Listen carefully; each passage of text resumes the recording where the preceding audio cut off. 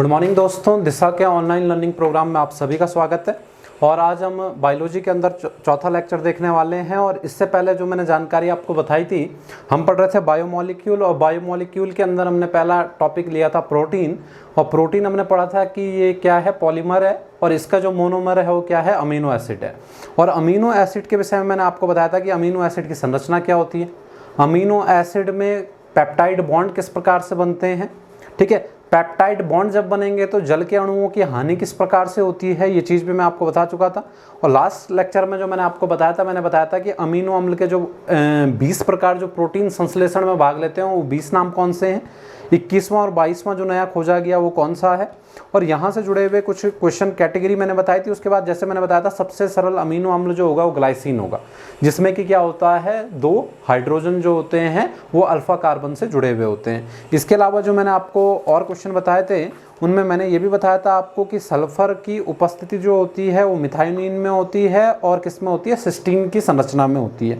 इसके अलावा मैंने आपको ये भी बताया था कि अमीनो अम्ल जिसमें प्रॉपर पेप्टाइड बॉन्ड नहीं होता है वो प्रोलीन था, ठीक है। इसके अलावा जानकारी जो निकल के आई थी वो ये भी आई थी कि कायरल कार्बन जो होगा वो कार्बन होगा जिसमें चारों जगह से जो होंगे अलग अलग समूह जुड़े हुए होंगे। और कायरल कार्बन का उदाहरण अमीनो एसिड था, लेकिन इसका एक अपवाद निकल के आ रहा था, ग्लाइसिन की संरचना, ठीक है। इसके अलावा मैंने एक कैटेगरी आपको बताई थी, अनिवार्य अमीनो अम्ल। ऐसे अमीनो अम्ल जो कि हमारी बॉडी में क्या नहीं होते, संश्लेषित नहीं होते, उनको अनिवार्य अमीनो अम्ल कहते हैं, क्योंकि भोजन के रूप में हमें ये प्राप्त करने होते हैं। और मैंने बताया था अनिवार्य अमीनो अम्ल टोटल 10 होते हैं। इनमें से 2 अर्ध अनिवार्य होती हैं जिनको सेमी एसेंशियल कहते हैं, आर्जिनिन और हिस्टिडीन। और आर्जिनिन और हिस्टिडीन मैंने बताया था कि ये जो होते हैं ये बच्चों की बॉडी में संश्लेषित नहीं होते, लेकिन वयस्क अवस्था में संश्लेषित होने लगते हैं, ठीक है। इतनी जानकारी मैंने आपको यहाँ तक बता दी थी। अब देखिए, इससे आगे की जानकारी आपको देखनी है थोड़ी सी। टॉपिक हम पढ़ रहे हैं जैवाणु, बायोमोलिक्यूल, ठीक है, जैवाणु बायोमोलिक्यूल। इसमें मैंने आपको जो बताया, मैंने आपसे ये बोला था कि 20 प्रकार के अमीनो अम्ल जो हैं वो प्रोटीन संश्लेषण में भाग लेते हैं। ये नहीं कहा मैंने कि टोटल अमीनो अम्ल जो होते हैं वो 20 ही होते हैं, ऐसी तो आया नहीं था। तो वो 20 तो मैंने बता दिए जो प्रोटीन संश्लेषण में भाग लेते हैं, लेकिन इसके अलावा 3 नाम और देखिए आप, ये भी अमीनो अम्ल ही हैं, भले ही ये प्रोटीन संश्लेषण में भाग नहीं लेते, ठीक है। ऑर्निथिन, ऑर्निथिन, ठीक है, नंबर 1 हो जाएगा ऑर्निथिन। दूसरा जो आएगा वो आएगा सिट्रुलिन,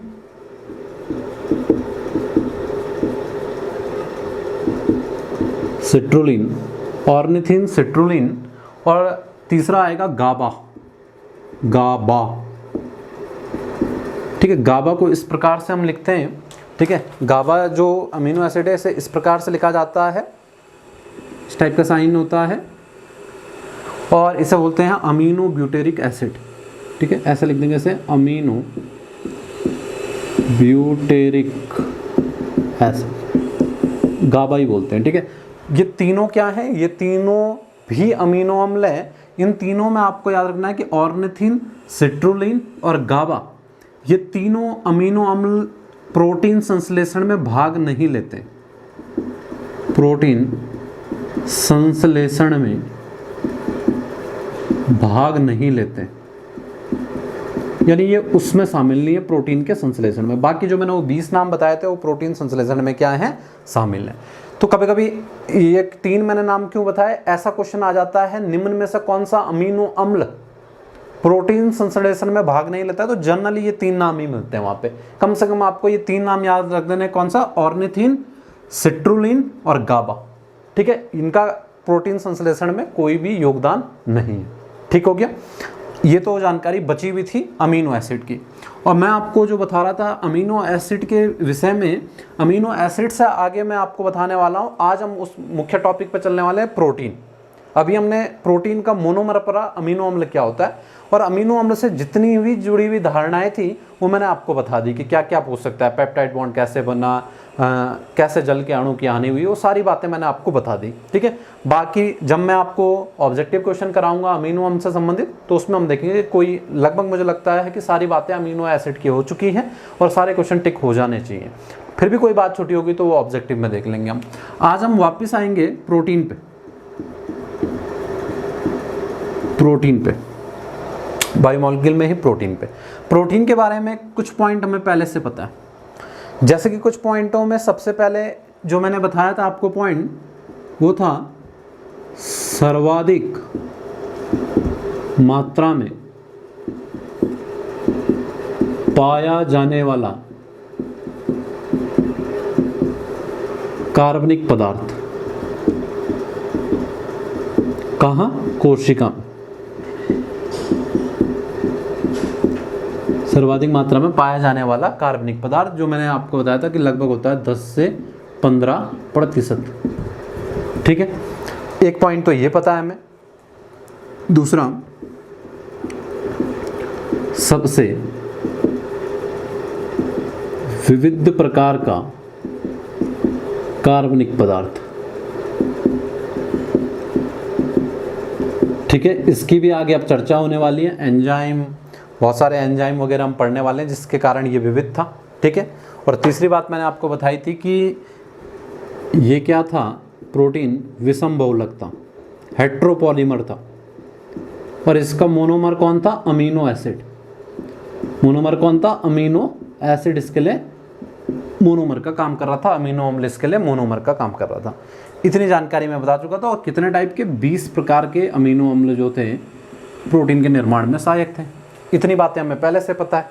ठीक है, अब यहाँ से कुछ चीज़ें आपको, कुछ क्वेश्चन देखने शुरू करना है प्रोटीन के बारे में। फिर हम प्रोटीन की संरचना देखेंगे। आज जो है इंपॉर्टेंट टॉपिक देखने वाले हैं हम, प्रोटीन की संरचना के बारे में बात करने वाले हैं। लेकिन उससे पहले 2 क्वेश्चन।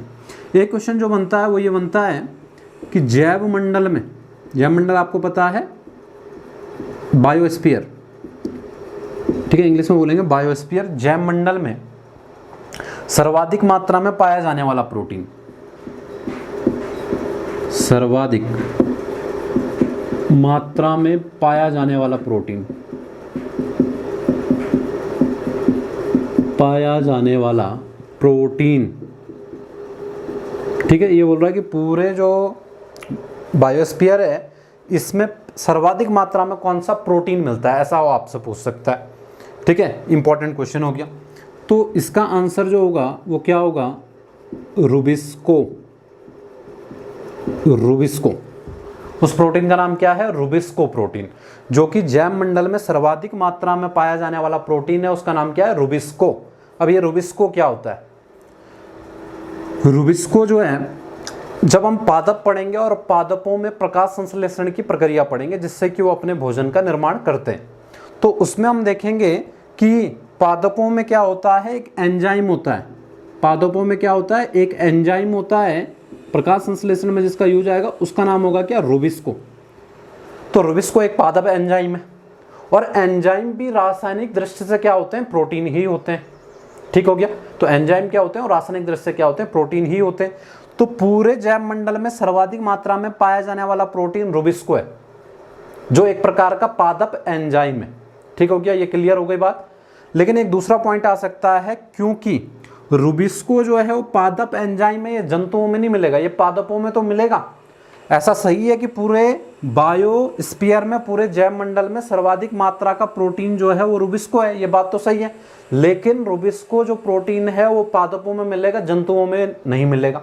तो एक दूसरा क्वेश्चन यहां से बन जाता है, यहां पे मैं उसे लिख रहा हूं दूसरे क्वेश्चन को, जंतुओं में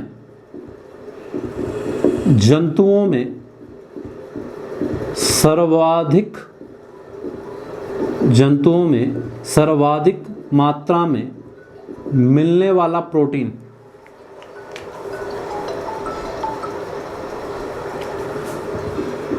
सर्वाधिक मात्रा में मिलने वाला प्रोटीन, जंतुओं में सर्वाधिक मात्रा में मिलने वाला प्रोटीन। तो जंतुओं में जो मिलता है इसका आंसर होगा कोलेजन। कौन सा होगा? कोलेजन। ठीक है, कोलेजन ए होगा यहाँ पे, COLLA, कोलेजन। देखिए 2 क्वेश्चन बिल्कुल क्लियर हो गए। जैव मंडल में सर्वाधिक मात्रा में पाया जाने वाला प्रोटीन रुबिस्को है, जो कि एक प्रकार का पादप एंजाइम है, जंतुओं में नहीं मिलता। दूसरा क्वेश्चन है, जंतुओं में सर्वाधिक मात्रा में मिलने वाला प्रोटीन कौन सा है? कोलेजन प्रोटीन है। कौन सा है? Collagen protein. कोलेजन प्रोटीन क्या होता है? जब हम पढ़ेंगे संयोजी उत्तक, क्या पढ़ेंगे? टिश्यू पढ़ेंगे और उसमें पढ़ेंगे संयोजी उत्तक। संयोजी ऊतक जो कि क्या करते हैं, जोड़ने का काम करते हैं, जैसे अस्थि उपास्थि वगैरह। तो संयोजी ऊतकों को मजबूती देने वाला प्रोटीन को मजबूती देने वाला प्रोटीन, संयोजी ऊतकों को मजबूती देने वाला प्रोटीन कौन सा है, कोलेजन प्रोटीन। ठीक हो गया। और यही जंतुओं में सर्वाधिक मात्रा में मिलने वाला प्रोटीन है। संयोजी ऊतक क्या होते हैं, टिश्यू वाले चैप्टर में हमने पढ़ने, जैसे कि अस्थि उपास्थि भी संयोजी ऊतक है। ब्लड जो है, रक्त जो होता है, रक्त भी एक प्रकार का संयोजी ऊतक है। पिछली बार ये आया था क्वेश्चन कि एलटी में ये रक्त किस प्रकार का ऊतक है, तो वहां पे आंसर था तरल संयोजी ऊतक। एक ऑप्शन उसमें संयोजी ऊतक भी था। संयोजी ऊतक तो है ही, लेकिन किस अवस्था में होता है, तरल, तो तरल संयोजी ऊतक होगा। लेकिन एक बात मैं एक्स्ट्रा आपको बता दे रहा हूं कि रक्त ऐसा संयोजी ऊतक है, रक्त ऐसा संयोजी ऊतक है जिसमें कौन सा प्रोटीन नहीं होता, कोलेजन। जंतुओं में सर्वाधिक मात्रा में मिलने वाला प्रोटीन तो कोलेजन है, और कोलेजन मैंने बताया कि ये संयोजी ऊतकों को मजबूती देने वाला प्रोटीन है। रक्त भी एक संयोजी ऊतक है, किस प्रकार का, तरल संयोजी ऊतक है। लेकिन रक्त में कौन सा प्रोटीन उपस्थित नहीं होता है, कोलेजन उपस्थित नहीं होता है। ठीक है, तो रक्त में कोलेजन नहीं होता है, ये बात भी आपको रखनी है। और ये 2 क्वेश्चन बिल्कुल याद रखने हैं आपको, बदल बदल के क्वेश्चन ये आते रहते हैं पेपर में। तो ऐसा नहीं होता कि आप सीधे रुबिस्को नाम याद रखते हो और वही टिक कर दो। जब वो जंतुओं में पूछेगा तो जंतुओं में रुबिस्को कभी नहीं होगा, क्योंकि ये एक पादप एंजाइम है। रुबिस्को क्या है, एक प्रकार का पादप एंजाइम है, जंतुओं में ये नहीं पाया जाएगा। इतनी बात तो 2 क्वेश्चनों में क्लियर हो गई। अब हम आगे बात करते हैं इंपॉर्टेंट से टॉपिक की, प्रोटीन की संरचना में आज पढ़नी है। यहाँ से भी कई सारे क्वेश्चन बनते हैं। ठीक है, बहुत ध्यान से आपको ये टॉपिक देखना है, प्रोटीन की संरचना। पहले जो मैंने बताई थी वो अमीनो एसिड की संरचना की बात हुई थी, अब प्रोटीन की संरचना की बात हो रही है। तो आज मैं जो आपको बता रहा हूँ वो टॉपिक है बहुत इंपॉर्टेंट, और टॉपिक का नाम है प्रोटीन की संरचना, यानी स्ट्रक्चर ऑफ प्रोटीन। प्रोटीन की संरचना के विषय में बात करनी है हमें। अब देखिए प्रोटीन की संरचना के विषय में, प्रोटीन की जो संरचना है इसको हम 4 वर्गों में बांटते हैं।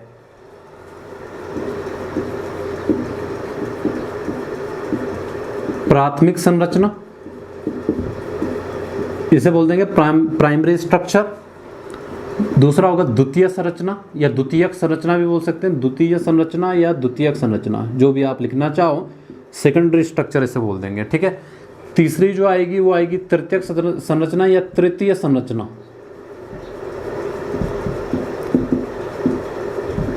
जिसे बोलेंगे क्या, टर्सरी स्ट्रक्चर। और चौथा हो जाएगा चतुर्थ संरचना, इसको बोल देते हैं क्वाटरनरी स्ट्रक्चर। प्रोटीन की संरचना को 4 वर्गों में बांटते हैं, प्राथमिक, द्वितीय, तृतीय और चतुर्थ। यहां से क्वेश्चन जो बनेंगे, प्राथमिक संरचना की कुछ अपनी विशेषताएं निकल के आएंगी, द्वितीय संरचना की कुछ अपनी विशेषता, तृतीय संरचना की कुछ अपनी विशेषता और चतुर्थ संरचना की कुछ अपनी विशेषताएं निकल के आनी है। वहां से वो आपसे पूछ लेगा कि ये किस संरचना की विशेषता है, तो आपको देखना है कि प्राथमिक संरचना में क्या क्या होता है, द्वितीय में क्या क्या होता है, तृतीय में क्या होता है और चतुर्थ में क्या होता है, ताकि आप पहचान पाओ किस संरचना में प्रोटीन कैसा दिखता है। ठीक हो गया, तो ऐसे क्वेश्चन बनेंगे। आज हम जो होंगे प्राथमिक, द्वितीय और तृतीय, यानी आज के लेक्चर में हम इतनी संरचनाओं की बात करने वाले हैं, प्राथमिक संरचना की, द्वितीयक संरचना की और तृतीयक संरचना, यहां तक। फिर नेक्स्ट लेक्चर में हम चौथे को जोड़ेंगे और ये पूरा टॉपिक क्या हो जाएगा, खत्म हो जाएगा और अच्छे से समझ लेंगे। आज आपको इन तीनों चीजों पे फोकस करना है, किसमें, प्राथमिक, द्वितीय और तृतीय पे। 3 तक मैं आज बताने वाला हूं आपको। चलिए फिर बात करते हैं पहला प्राथमिक संरचना की। प्रोटीन की संरचना में भी किसकी, प्राथमिक संरचना। ठीक है, प्राइमरी प्राथमिक संरचना, प्राथमिक संरचना। बहुत ध्यान से आपको इस टॉपिक को समझना है, क्योंकि इसमें समझने वाली चीज ज्यादा है। प्राथमिक संरचना के विषय में बात कर लेते हैं हम। देखिए प्राथमिक संरचना क्या होती है, जैसे कि प्राथमिक संरचना में क्या होगा, आप देखिए उदाहरण के तौर पे मान रहा हूं मैं, उदाहरण के तौर पे जैसे कि मैंने एक अमीनो अम्लों को जोड़ा, जैसे मिथाइनिन है, एमईटी मैंने मिथाइनिन कर दिया। ठीक है, यहाँ पे आ गया सिस्टीन, यहाँ पे आ गया वैलिन, वैलिन के नीचे मैंने लिख दिया आर्जिनिन, आर्जिनिन के लिए लिख दिया हिस्टिडीन, इस टाइप से। ये क्या है? Amino acid. ये बात हम पहले से पढ़ चुके हैं कि प्रोटीन के 1 लाख क्या होते हैं? Amino acid. उनके जुड़ने से तो क्या बनता है? प्रोटीन का निर्माण होता है। ये एग्जाम्पल के तौर पे लिए मैंने, इसकी जगह आप कोई भी नाम ले सकते हो, जरूरी नहीं है कि आपको ये कोई क्रम हो गया मिथायोनिन, सिस्टीन, वैलिन, आर्जिनिन, एस्टीन।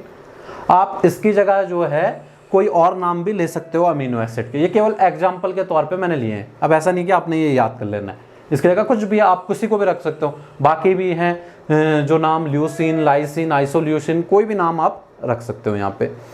तो क्या हुआ, पहली बात, जैसे एग्जाम्पल के तौर पे जब अमीनो एसिड जुड़ रहे होंगे तो उनके जुड़ने से प्रोटीन बन रहा होगा। अब अमीनो एसिड जुड़ रहे होंगे, कोई से भी अमीनो एसिड हो सकते हैं, लेकिन एक सीक्वेंस में जुड़ेंगे, एक कड़ी में तो जुड़ेंगे हो, तभी तो क्या बनेगा? प्रोटीन बनेगा। यानी उनका कोई ना कोई क्या होगा? क्रम होगा। ठीक है, तो प्रोटीन में अमीनो अम्लों का क्रम उसकी प्राथमिक संरचना है। प्राथमिक संरचना क्या होती है कि प्रोटीन में अमीनो अम्लों का जो क्रम है उसी को प्राथमिक संरचना कहते हैं। वो क्रम कोई सा भी हो सकता है, कोई भी अमीनो एसिड हो सकते हैं, लेकिन प्राथमिक संरचना क्या होगा? अमीनो अम्लों का जो क्रम है उसी को प्राथमिक संरचना कहते हैं। और जैसा हमें देखने को मिल रहा है कि इस टाइप की संरचना बनती है कि अमीनो एसिड जो हैं इस रूप में जुड़ जाते हैं, और ये एक प्रकार की लाइनर संरचना दिख रही है हमें। लाइनर यानी कि रेखीय संरचना। कैसी है? रेखीय संरचना। यानी इसमें हमें कोई मोड़ माड़ देखने को नहीं मिल रहे, कोई भी इसमें क्या हो रहा, मोड़ वगैरह देखने को नहीं मिल रहे। ये एक क्या होती है? रेखीय संरचना होती है, और अमीनो अम्लों का क्रम होता है प्राथमिक संरचना में। ठीक हो गया? इतनी बात तो निकल के आ गई इससे। यानी जनरली वो बोलेगा कि प्राथमिक संरचना क्या है, तो मैं बोलूँगा जो प्रोटीन में अमीनो अम्लों का क्रम होता है उसे ही क्या कहते हैं? प्राथमिक संरचना। ये एक प्रकार की रेखीय संरचना होती है, यानी कि लाइनर स्ट्रक्चर ये होता है। अब दूसरी चीज़ जो यहाँ से निकलेगी, दूसरी बात निकलेगी कि जैसे अमीनो एसिड है, बहुत सारे अमीनो एसिड हैं वो जुड़े हुए, तो अमीनो एसिड का हम क्रम कैसे देखेंगे? क्रम यानी कि पहला कौन है इसमें और लास्ट कौन है, यानी होगा ना, जैसे ये जुड़े हुए हैं तो इनको अगर मैं नंबरिंग में लगाना चाहूँ कि नंबर 1 वाला अमीनो एसिड कौन है, 2 कौन है, 3 कौन है, 4 कौन है, यानी पहला कौन है और लास्ट में आखिरी कौन है, ऐसा कैसे पता लगाया जाए संरचना में कि अमीनो एसिड जो है वो पहला कौन सा है और लास्ट कौन सा है? ऐसा कैसे देखेंगे हम संरचना में? ठीक है, तो इसकी बात कर लेते हैं। अब यहाँ पे ध्यान से देखना आपको कि पहले और लास्ट की पहचान कैसे करते हैं हम श्रृंखला के अंदर, कि पहला अमीनो एसिड कौन सा है और लास्ट कौन सा है। ठीक है, अभी तक केवल इतनी बात मैंने आपको बताई। अब देखिए आप ध्यान से कि पहला और अंतिम का फैसला कैसे होगा जब अमीनो एसिड जुड़े होंगे। मैं यहाँ पे 4 अमीनो एसिड बना रहा हूँ और उनसे बनेगा क्या? आपको पता ही है कि एक टेट्रापेप्टाइड की संरचना बनेगी। देखिए जैसे मैंने ये मान लिया कि एक अमीनो अम्ल फर्स्ट है, एक जो है वो अमीनो अम्ल सेकंड है, एक अमीनो अम्ल फोर्थ है। अभी ये क्रम नहीं बताया मैंने, क्रम के फैसला अब होगा। ठीक है, अभी ये बता रहा हूँ 3 है और एक अमीनो अम्ल 4 है।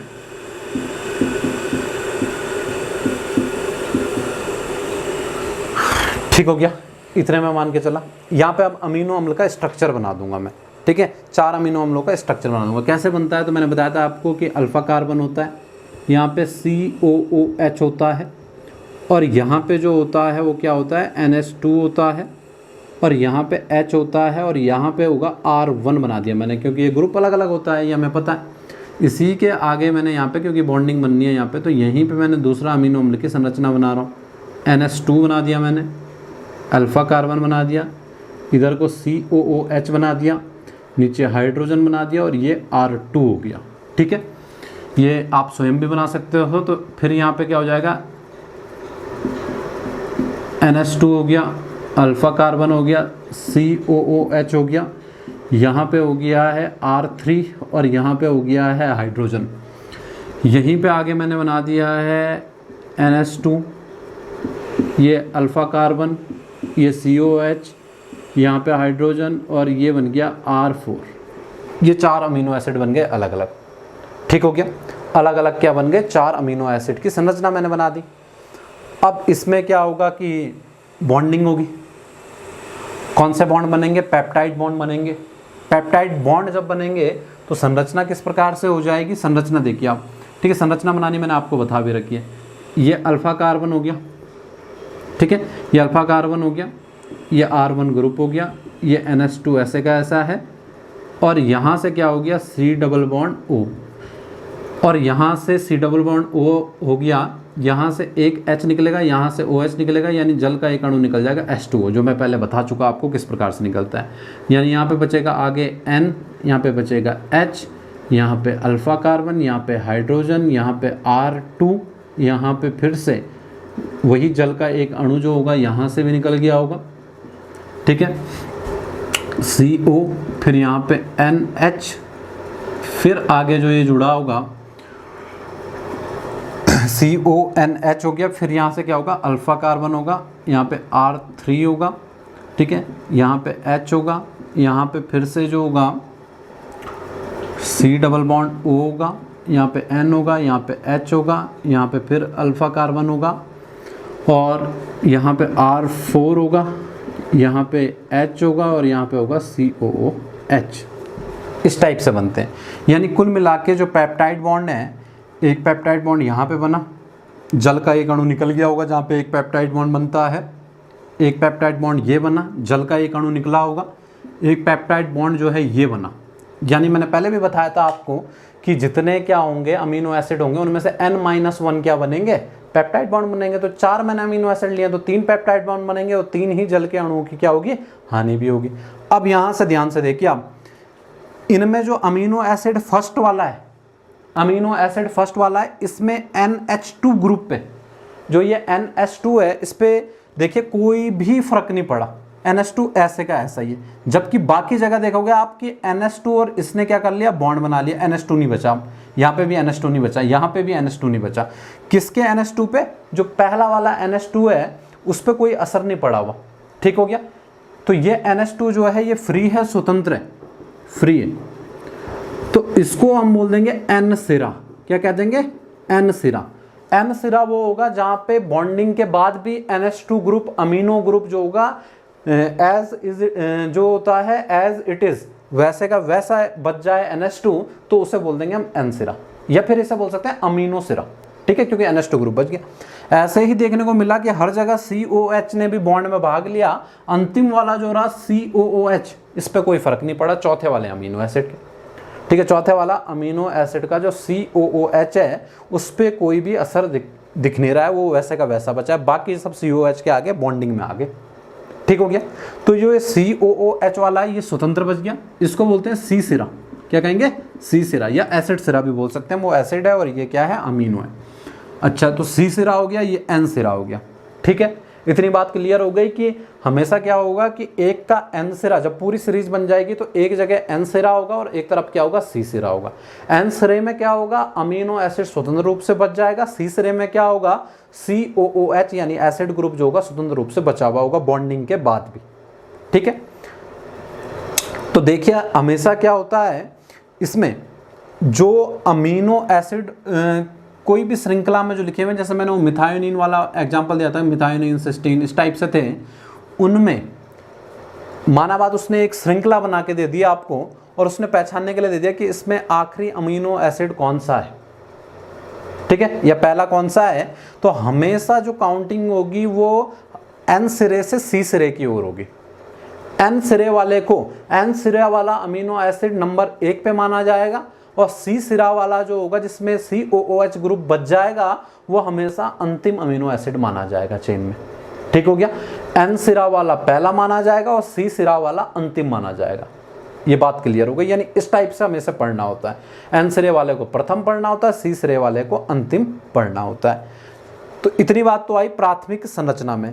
अब नोट बना के लिख देंगे हम कि प्राथमिक संरचना से हमें क्या क्या बातें पता लगी। प्राथमिक संरचना से केवल ये बात आपको समझ में आ गई होगी। प्राथमिक संरचना में आप नोट बना के लिख दोगे अब क्या बातें निकल के आई, टोटल हमने क्या बातें सीखी प्राथमिक संरचना जो मैं जितनी मैंने आपको बताई इससे क्या बातें निकल के आई है। नोट बना के लिखना है जो हमने पूरा सार देखा, जितना हमने प्राथमिक संरचना के बारे में सीखा उससे क्या निकल के आया। पहली बात तो ये निकल के आई कि इसमें जो होता है प्राथमिक संरचना में N सिरे से C सिरे की ओर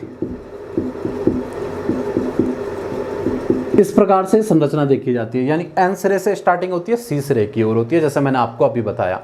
दूसरा पॉइंट, प्रोटीन की प्राथमिक संरचना में प्रयुक्त बंध। अब बताइए आप, प्राथमिक संरचना में कौन से बॉन्ड बने, कौन से बॉन्ड बनते हुए दिखे प्राथमिक संरचना में, कौन से बॉन्ड दिखे, पेप्टाइड बंध बने ना, पेप्टाइड बंध। 4 में कितने बन गए थे, 3 पेप्टाइड बंध बन गए थे। तो दूसरी बात आ जाएगी, प्रोटीन की प्राथमिक संरचना में प्रयुक्त बंध पेप्टाइड बंध होते हैं, पेप्टाइड बंध होते हैं। ये भी इंपॉर्टेंट पॉइंट हो गया कि प्राथमिक संरचना में कौन से बंध होते हैं, पेप्टाइड बॉन्ड होते हैं। ठीक हो गया, जो एक प्रकार का कोवलेंट बॉन्ड है, ये मैंने पहले आपको बता दिया। अच्छा, तीसरा पॉइंट, प्राथमिक संरचना से हमें क्या पता लगा, अमीनो एसिड्स की पोजीशन पता लगी। पोजीशन पता लगी ना, कौन से नंबर की पोजीशन अमीनो एसिड की होगी, वो कैसे पता लगी, प्राथमिक संरचना में। तो हम ये लिख सकते हैं कि प्राथमिक संरचना में अमीनो अम्ल का स्थल का मतलब हो जाएगा पोजीशन। ठीक है, पोजीशन हो गया, पोजीशन का पता चलता है। ये सारी पहचान आ गई किसकी, प्राथमिक संरचना की। प्राथमिक संरचना में इतनी बातें निकल के आ गई कि प्राइमरी स्ट्रक्चर जो होता है वो इस प्रकार से होता है, अमीनो एसिड का क्रम होता है, और कैसी संरचना है, रेखित संरचना है, ये बात निकल के आ गई। ठीक हो गया, इतनी बात तो आई प्राथमिक संरचना में। अब मैं आपको बता रहा हूँ द्वितीयक संरचना, इसे भी ध्यान से देखिए। अब द्वितीयक संरचना में क्या है, समझते हुए चलना है आपको चीज़ों को। बस आपसे सीधा वो पूछ लेगा कि प्राथमिक संरचना में प्रयुक्त बंध कौन से, पेप्टाइड बॉन्ड, आपका टिक हो जाएगा। ठीक है, फिर वो आपको ये भी बोल सकता है हाइड्रोजन बॉन्ड, फास्फोडाइस्टर बॉन्ड, इस टाइप के कई बॉन्ड पूछ सकता है आपसे। लेकिन प्राथमिक संरचना में आपको जो टिक करना है वो कौन सा करना है, पेप्टाइड बॉन्ड, क्योंकि आप देख चुके कि प्राथमिक संरचना होती क्या है। यहां से थोड़ी आगे की बात देखिए, और सेकंड बता रहा हूं मैं आपको अब द्वितीय संरचना। क्या बता रहा हूं, द्वितीय संरचना, सेकेंडरी स्ट्रक्चर। सेकेंडरी स्ट्रक्चर क्या होता है प्रोटीन का, इसे हम देखते हैं। देखिए, अभी मैंने आपको जो बताया, मैंने इस टाइप से आपको बताया, अभी तक जो बताया, मिथायोनिन बताया था, सिस्टीन बताया था, और वैलिन जो क्रम था उसी क्रम को वापस लिख दे रहा हूँ मैं, वैलिन, आर्जिनिन, हिस्टीडीन। ठीक है, मतलब कोई भी क्रम हो सकता है, मतलब इस टाइप से मैंने बोला कि ये लाइनर जो होती है, संरचना होती है, इस प्रकार से क्या होता है, अमीनो अम्लों का क्रम जो होता है, ये तो प्राथमिक थी, ये क्या थी, प्राथमिक संरचना थी। अब देखिए सेकेंडरी में क्या होता फिर, अगर मैं इसको मान लूँ ये, क्योंकि ये लाइनर संरचना है, ये क्या है, एक लाइनर संरचना है, और इस लाइनर संरचना में जैसे एक पोल होता है, जैसे कि एक पोल है, ठीक है, इस टाइप की संरचना प्राथमिक में थी। इसमें अब क्या हो जाए, ये तो है प्राथमिक जब पोल की जैसा है, लेकिन अगर इसमें बीच बीच में क्या हो जाए, घुमाव आ जाए, इस संरचना में बीच बीच में क्या आ जाए, घुमाव, यानी फोल्डिंग हो जाए, बीच बीच में फोल्डिंग हो जाए, तब इसकी द्वितीयक संरचना बनेगी। अगर ऐसा हो जाए कि ऐसा पोल है, यहाँ से तो पोल है इस टाइप का, जिस टाइप का था, और यहाँ से क्या हुआ कि इसमें इस टाइप से क्या हो गई, घुमाव आ गए, फिर ये यूँ है, फिर इसमें घुमाव आ गए, फिर ये यूँ है। तो ये जो बीच बीच में जो ये घुमाव आ गए, इसको बोलते हैं द्वितीयक संरचना। प्राथमिक संरचना में तो बिल्कुल वो लाइनर रेखीय होता है, लेकिन द्वितीयक संरचना में बीच बीच में क्या आ जाते हैं, इस प्रकार के घुमाव आ जाते हैं, तो ये द्वितीयक संरचना, यानी जगह जगह में घुमाव आ जाएगा, वो द्वितीयक संरचना। अच्छा, यानी कि हम एक पॉइंट यहाँ से लिख सकते हैं द्वितीयक संरचना के बारे में, प्रोटीन में पुनरावृत्त फोल्डिंग,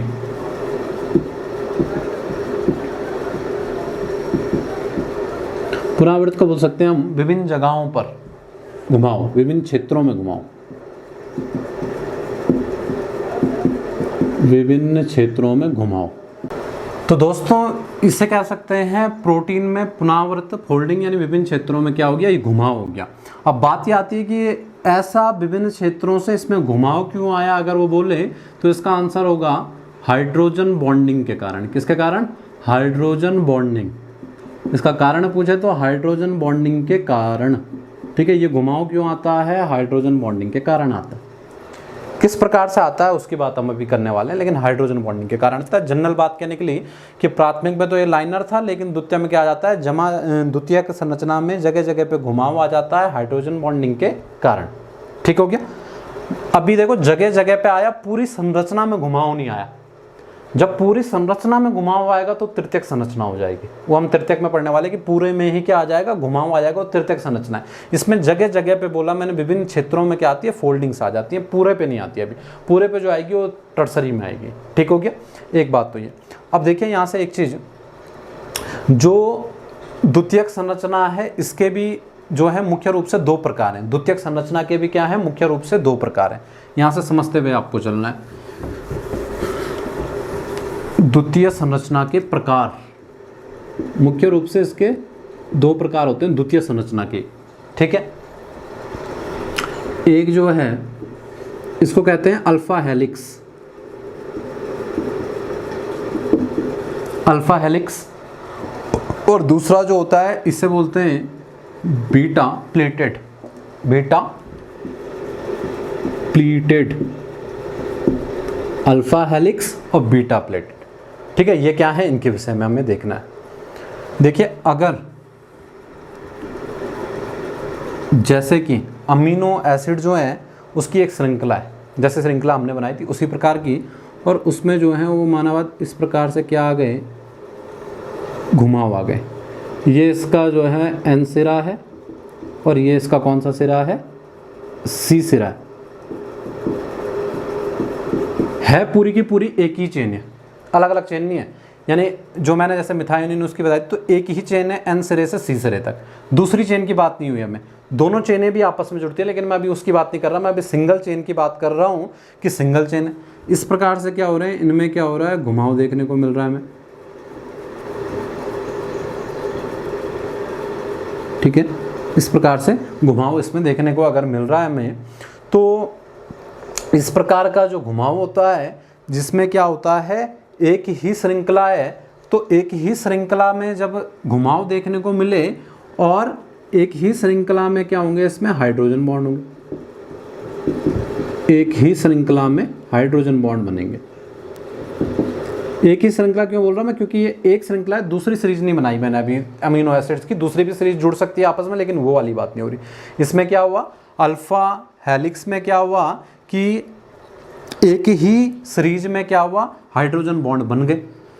इसमें होता क्या है कि जैसे कि ये एक घुमाव ये मान लिया हमने, एक घुमाव ये मान लिया, इनके बीच की दूरी जो होगी, इन दो घुमावों के बीच की दूरी, तो ये भी पूछ लेता कभी ये कितनी होती है, तो ये फिक्स होती है 5.4 एंगस्ट्रॉम। कितनी होती है, 5.4 एंगस्ट्रॉम, ये फिक्स होगी हमेशा।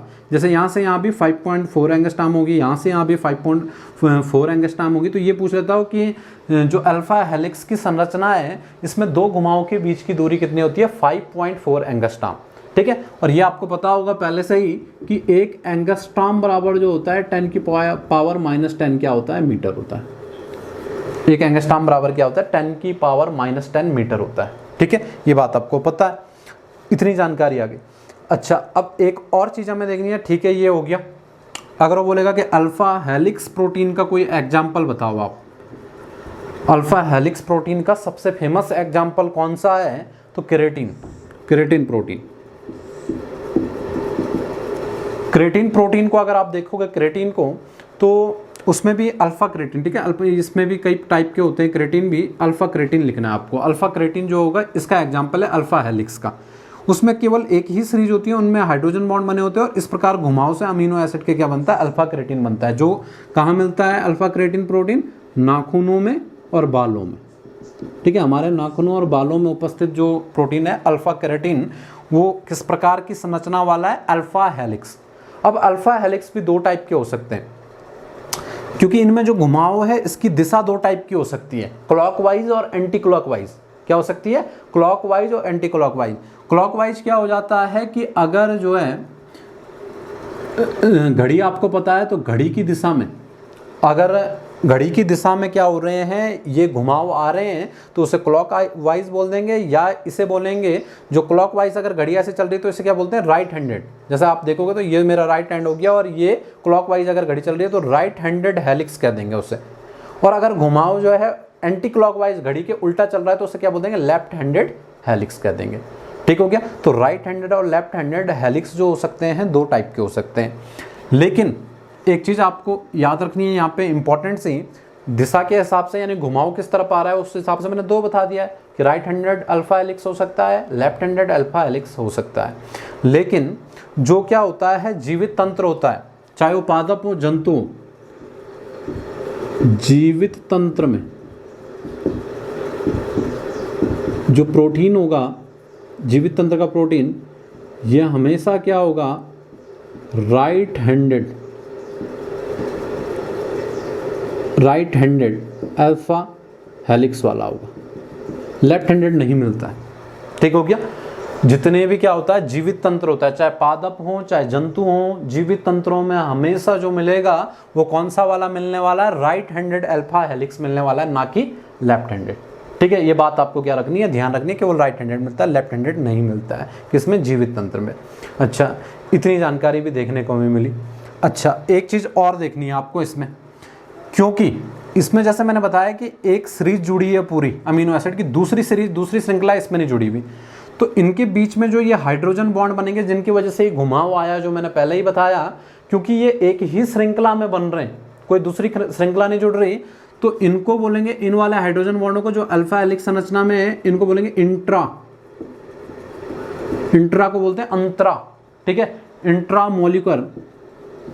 Intramolecular hydrogen bond. Intramolecular hydrogen bond क्यों कह दिया मैंने, इसलिए कह दिया क्योंकि ये बॉन्ड जो थे वो एक ही श्रृंखला वाले के बीच में बने थे, इसलिए इनको इंट्रामोलिकुलर हाइड्रोजन बॉन्ड बनते हैं। तो आपसे ये भी पूछ सकता है आपसे कि अल्फा हेलिक्स जो संरचना होती है प्रोटीन की, कौन से बॉन्ड इसमें होते हैं, तो आपको क्या टिक करना है, intramolecular hydrogen bond. Intramolecular hydrogen bond इसका आंसर हो जाएगा। अच्छा, अब बात करते हैं बीटा प्लेटेड जो द्वितीयक संरचना होती है, इसमें किसमें है, तो ये प्रोटीन की ही संरचना है। कुछ प्रोटीन में ये वाली संरचना मिलेगी, जैसे उदाहरण मैंने बताया अल्फा केराटिन में ऐसे दिखेगा द्वितीयक में, प्राथमिक में तो वही होगा सिंपल सा लाइनर, लेकिन द्वितीयक में कुछ प्रोटीन ऐसे दिखेंगे, कुछ ऐसे दिखेंगे। ठीक हो गया, कुछ ऐसे दिखेंगे, कुछ ऐसे दिखेंगे। अब देखते हैं हम बीटा प्लेटेड है तो द्वितीयक संरचना, लेकिन इसमें क्या होता है, क्योंकि बीटा प्लेटेड जो होता है इस प्रकार से आप मान लीजिए,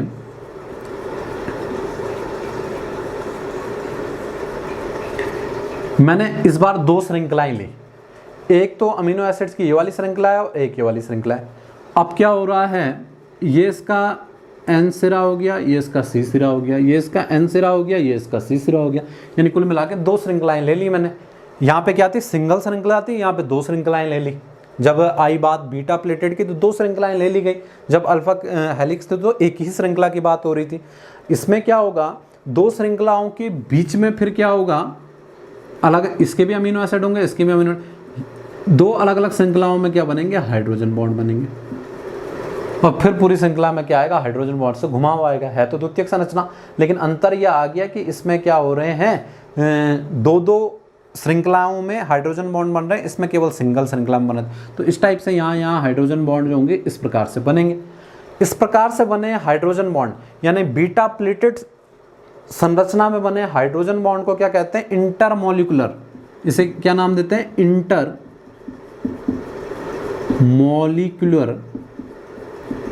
हाइड्रोजन बॉन्ड, यानी अंतर आणविक हाइड्रोजन बॉन्ड, और ये इंट्रा था यानी अंतरा आणविक हाइड्रोजन बॉन्ड। ठीक हो गया, एक तो ये अंतर आ गया, इसमें एक श्रृंखला उसमें दो श्रृंखला, इसमें जो बॉन्ड बने वो कौन सा था, इंट्रामोलिकुलर हाइड्रोजन बॉन्ड, उसमें जो बने वो कौन से थे, इंटरमोलिकुलर हाइड्रोजन बॉन्ड। ठीक है, ये बात भी क्लियर हो गई। इसका एग्जाम्पल केराटिन था, इसका एग्जाम्पल भी आपसे पूछ सकता है कि बीटा प्लेटेड जो है इसका एग्जाम्पल आप बताओ कि इसका एग्जाम्पल कौन सा प्रोटीन की संरचना में ऐसा दिखता है द्वितीयक में। ठीक है,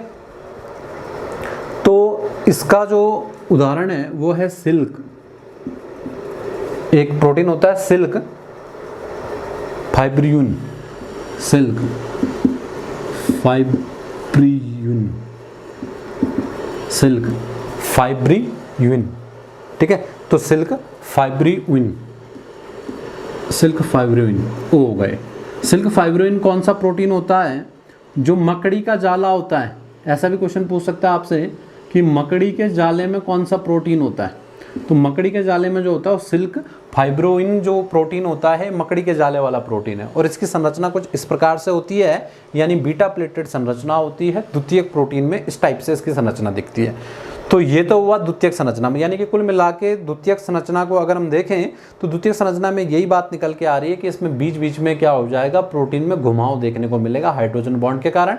अगर ये बनती है अल्फा हेलिक्स तो होंगे वो इंट्रामोलिकुलर हाइड्रोजन बॉन्ड, और अगर वो बनती है बीटा प्लेटेड तो हाइड्रोजन बॉन्ड होंगे इंटरमोलिकुलर हाइड्रोजन बॉन्ड। ठीक हो गया। और आगे हम बढ़ते हैं, थोड़ा सा तृतीयक संरचना की ओर जाएंगे हम, और बराबर इनको सबको देखते हुए जाएंगे कि क्या क्या अंतर आ गया। और यही अंतर आपको याद रखना है, यहीं से आपके क्वेश्चन टिक होने वाले हैं। टर्सरी स्ट्रक्चर की बात कर रहा हूं मैं अब तृतीय संरचना की।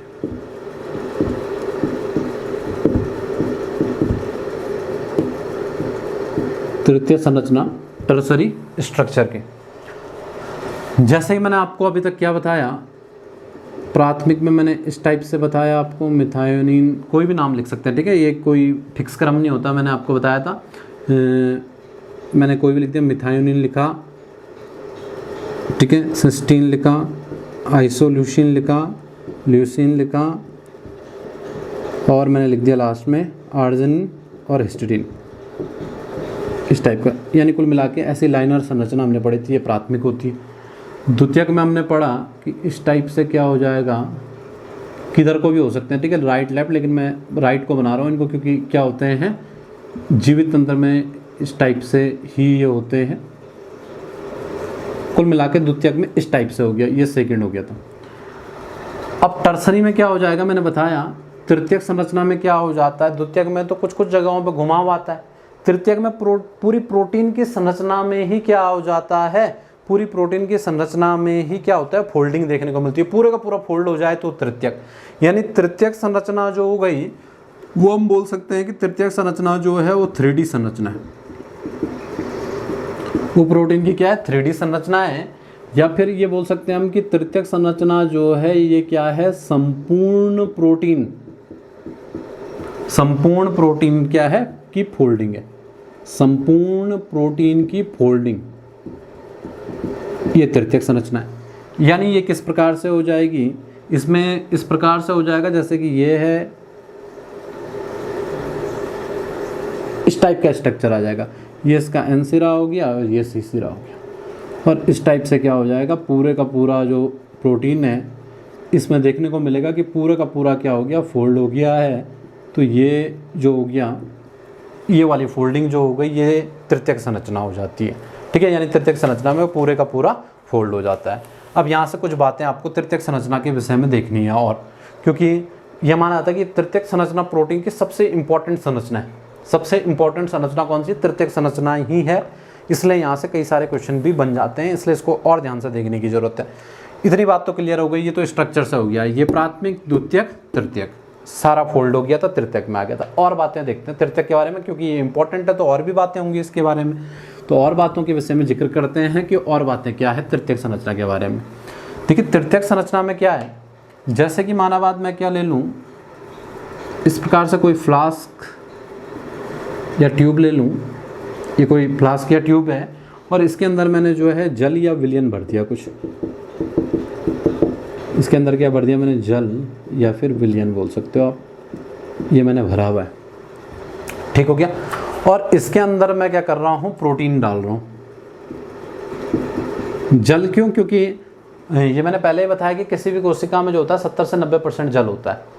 प्रोटीन की उपस्थिति किस में होती होगी, जल में ही होती होगी, क्योंकि कोशिका के अंदर तो 70 से 90% क्या है, जल है। तो जल में ही क्या रहता होगा, प्रोटीन रहता होगा। तो मैं उसी को बता रहा हूँ कि विलयन लिया हमने, जल या विलयन लिया, इसमें प्रोटीन डाल दिया। जब इसमें प्रोटीन डालेंगे हम तो कुछ चीज़ देखने को मिलेगी हमें। क्या चीज़ें देखने को मिलेगी कि ये इस प्रकार की संरचना तो तृतीयक संरचना में इसने देनी है, ये मैं पहले आपको बता चुका NOC। लेकिन मैंने आपको पहले भी बताया था कि ये कौन सी श्रृंखला है, अमीनो एसिड की श्रृंखला है, ये बात क्लियर है। अमीनो एसिड भी मैंने बताया था 2 प्रकार के, कौन कौन से थे, पोलर भी थे और नॉन पोलर भी होते थे। पोलर यानी कि जो जल में घुलनशील थे, और कुछ क्या थे, जल में अघुलनशील। जो पोलर थे वो जल में घुलनशील हो जाते हैं, और जो नॉन पोलर होते हैं वो जल में घुलनशील नहीं होते, इस टाइप की बात है। तो इसमें होगा क्या, जल में डालने से जो पोलर होंगे, पोलर वाले जो होंगे वो कहाँ आ जाएंगे, सतह पे, और जल से क्रिया करेंगे, सतह पर आएंगे कौन, पोलर। पोलर जो अमीनो एसिड होंगे वो ऊपर सतह पे आने लग जाएंगे और जल से क्या करने लग जाएंगे, रिएक्शन करने लग जाएंगे। और जो नॉन पोलर होंगे वो भीतर की ओर चले जाएंगे, भीतर यानी अंदर की ओर चले जाएंगे, क्योंकि वो क्या होंगे, जल में घुलनशील नहीं होंगे तो वो अंदर की ओर चले जाते हैं। तो इस टाइप से देखने को मिलता है, यानी ऊपर ऊपर जो होंगे जल में वो हमेशा पोलर वाले होंगे, और भीतर की ओर जो होंगे वो कौन से होंगे, नॉन पोलर वाले अमीनो एसिड होंगे श्रृंखला के, अगर इस टाइप का हम प्रयोग करते हैं। ठीक हो गया। अच्छा, तो ये बात हमने देखी किसमें, तृतीयक संरचना में। अब यहाँ से देखते हैं कि तृतीयक संरचना में कौन सी इंपॉर्टेंट बात हमें अभी तक पता लग गई। तो हमें एक बात तो पता लग गई है, पहला पॉइंट अगर हम देखें कि ये तृतीयक संरचना क्या है, 3D संरचना है, या फिर तृतीयक संरचना संपूर्ण प्रोटीन की क्या है, फोल्डिंग है। अच्छा, एक और चीज़ जो इंपॉर्टेंट सी आएगी, बहुत इंपॉर्टेंट, इसके बारे में इंपॉर्टेंट करके ही आपको लिखना, बहुत ज़्यादा इंपॉर्टेंट जो पूछा जाएगा वो ये पूछेगा आपसे कि प्रोटीन का कार्य जो है किस संरचना पर निर्भर करता है, प्रोटीन का कार्य किस संरचना पर निर्भर करता है। जब तक ये प्राइमरी में था इस टाइप से, या फिर जब तक सेकेंडरी में था इस टाइप से, तब तक प्रोटीन जो होता है वो क्रियाशील नहीं होता। जब वो अपनी तृतीयक संरचना में आता है तो तब प्रोटीन क्या होता है, क्रियाशील होता है। और तृतीयक संरचना ही निर्भर करती है कि प्रोटीन क्या कार्य करेगा, प्रोटीन ने क्या काम करना है, वो किस पे निर्भर होगा, तृतीयक। इसलिए मैंने बताया सबसे इंपॉर्टेंट संरचना तृतीयक संरचना है। तो दूसरा पॉइंट आपको लिखना है कि प्रोटीन का कार्य निर्भर करता है, ठीक है, प्रोटीन का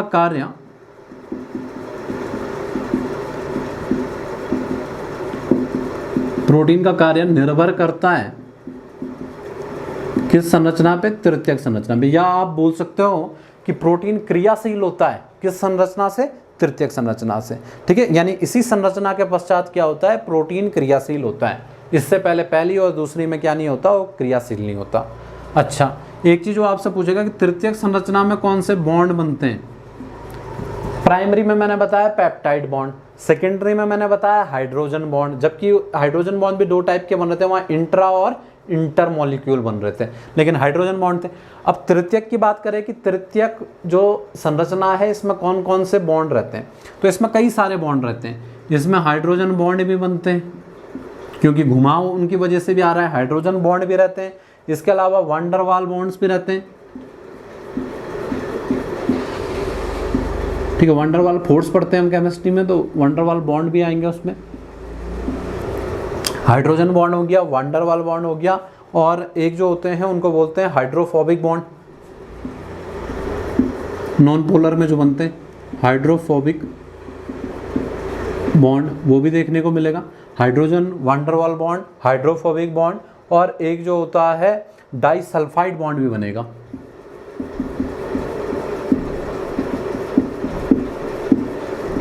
डाइसल्फाइड बॉन्ड भी बनेंगे। डाइसल्फाइड बॉन्ड कहाँ पे बनेगा, मैंने आपको बताया था, क्योंकि इसमें विभिन्न अमीनो एसिड आ रहे हैं, और अमीनो एसिड में मैंने आपको बताया था कि मिथायोनिन और सिस्टीन जो है इसकी संरचना में क्या होते हैं, सल्फर उपस्थित होता है।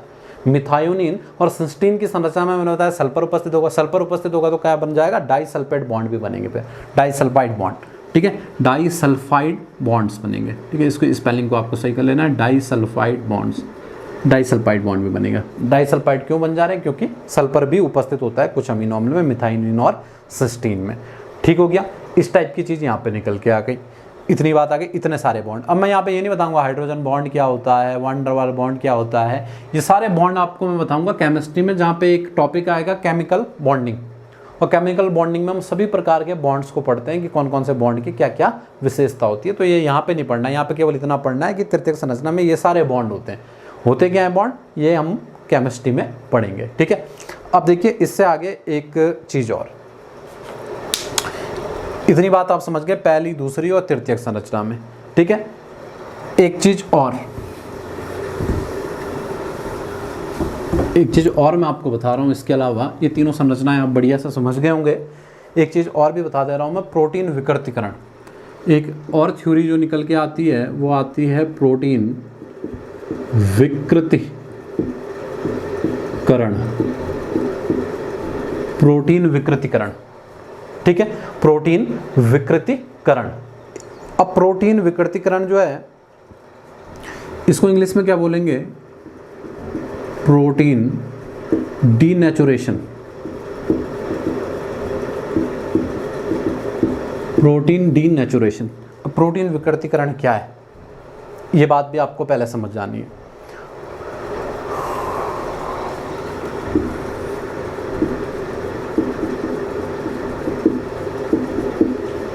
प्रोटीन के कार्य का खो जाना या नष्ट हो जाना, प्रोटीन के कार्य का खो जाना या नष्ट हो जाना या निष्क्रिय हो जाना, इसको कहते हैं प्रोटीन विकृतीकरण, यानी कि प्रोटीन डीनेचुरेशन कहते हैं। जब क्या हो, प्रोटीन में क्या आ जाए, विकृति आ जाए और वह अपना कार्य जो है वो खो दे, उसे कहते हैं। अच्छा, इसमें क्या होता है, जैसे कि हमने पढ़ा कि प्रोटीन जो होगा क्रियाशील किस संरचना में होगा? तृतीयक संरचना में। और उसी तृतीयक संरचना से संबंधित है प्रोटीन विकृतीकरण। अगर उसमें कोई विकृति आ गई संरचना में, तृतीयक संरचना में, तो प्रोटीन जो होगा सही प्रकार से काम नहीं कर पाएगा। उसी को प्रोटीन विकृतीकरण हम कह रहे हैं। ठीक हो गया? यानी कि ये बात निकल के आ रही है कि अब एक आपके मन में एक क्वेश्चन आ रहा होगा कि प्रोटीन में तृतीयक संरचना में ऐसा विकृति आई क्यों, यानी कारण क्या? प्रोटीन विकृतीकरण का कारण क्या? ये तो मैंने ठीक बता दिया कि प्रोटीन में तृतीयक संरचना में अगर कोई भी क्या आई, विकृति आई, तो प्रोटीन अपना कार्य खो देगा। क्यों खो देगा? क्योंकि उसका कार्य निर्भर करता है तृतीयक संरचना में। लेकिन क्यों आएगी विकृति? तो इसका ये माना जाता है विकृति क्यों आएगी, एक तो होता है ताप, टेम्परेचर, ताप में परिवर्तन। अगर आप क्या कर दो, ताप में परिवर्तन कर दो, और दूसरा होता है पीएच में परिवर्तन। किस प्रकार से होगा वो मैं बताता हूँ आपको, लेकिन इसके दो कारण होंगे, ताप में परिवर्तन और पीएच मान में परिवर्तन के कारण क्या आ सकती है? प्रोटीन में विकृति आ सकती है, विकृतीकरण हो सकता है। अब प्रोटीन में जब विकृतीकरण आ रहा है तो प्रोटीन अपना कार्य खो दे रहा है। अच्छा, अब वो आपसे पूछेगा कि प्रोटीन विकृतीकरण में कौन सी संरचना प्रभावित होती है? तो टर्सरी संरचना नष्ट या प्रभावित होती है। मेन आपको थर्ड करना है, सेकंड भी इसमें प्रभावित होती है, लेकिन थर्ड भी करना है आपको। ठीक है, एक और पॉइंट जो आपको याद रखना है, प्रोटीन विकृतीकरण में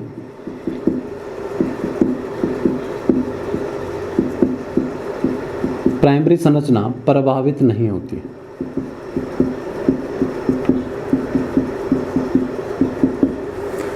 यहाँ पे समझिए इस बात को, मैंने बोला कि टर्सरी प्रभावित हो जाती है, प्राइमरी प्रभावित नहीं होती है। इसका कारण क्या है? देखिए, प्राइमरी संरचना मैंने आपको बताई थी कि प्राइमरी संरचना में कौन सी बॉन्डिंग बनी थी? पेप्टाइड बॉन्ड बने थे, और द्वितीय में हाइड्रोजन बॉन्ड बने थे, और तृतीय में जो बने थे इस टाइप के बॉन्ड बने थे, वान डर वाल्स बॉन्ड जो मैंने आपको बताए, हाइड्रोजन बॉन्ड, हाइड्रोफोबिक बॉन्ड। तो इनमें क्या होता है कि प्राथमिक संरचना प्रभावित नहीं होगी, क्योंकि इसमें क्या होगा? पेप्टाइड बॉन्ड होगा।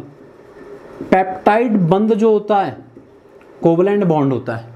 पेप्टाइड बॉन्ड जो होता है वो स्ट्रांग होता है किसके मुकाबले? हाइड्रोजन बॉन्ड, वान डर वाल bond, hydrophobic bond, disulphide bond, इनसे स्ट्रांग है कौन सा? Peptide bond. तो ये आसानी से नहीं टूटेगा। अगर आप टेम्परेचर बढ़ाना शुरू करोगे तो जो द्वितीय और तृतीय संरचना में मिल रही है, यानी द्वितीय संरचना भी इसमें प्रभावित हो जाएगी, तृतीय सबसे ज़्यादा होगी क्योंकि वो काम खो रही है। तो मेन तो ये द्वितीय और तृतीय संरचनाएं पूरे ढंग से क्या हो जाएंगी? प्रभावित हो जाएंगी, अगर आपने टेम्परेचर या पीएच में बदलाव किया। क्यों? क्योंकि उनमें जो मिलने वाले बॉन्ड हैं वो क्या हैं? कमजोर हैं। किसकी तुलना में? पेप्टाइड बंध की तुलना में। तो जनरली क्या होगा कि आपने टेम्परेचर बढ़ाओगे तो तृतीयक संरचना जो हो गई, ये द्वितीयक और तृतीयक जो हो गई, ये क्या हो गई? विकृत हो गई। प्राइमरी पे जनरली प्रभाव नहीं पड़ेगा। आपने जब क्या बढ़ाया, टेम्परेचर बढ़ाया। एक एग्जांपल के तौर पे मैं आपको बता रहा हूँ, टेम्परेचर इंक्रीज करने पे ऐसा हुआ कि ये विकृत हो गई, ये विकृत हो गई, ये विकृत नहीं हुई। अब टेम्परेचर जब आप क्या करोगे, सामान्य करोगे, तो फिर क्या हो जाएगा, प्राइमरी संरचना बनी हुई है, ये प्राइमरी से क्या बना लेगा, सेकेंड और सेकेंडरी, और सेकेंडरी से क्या, टर्सरी।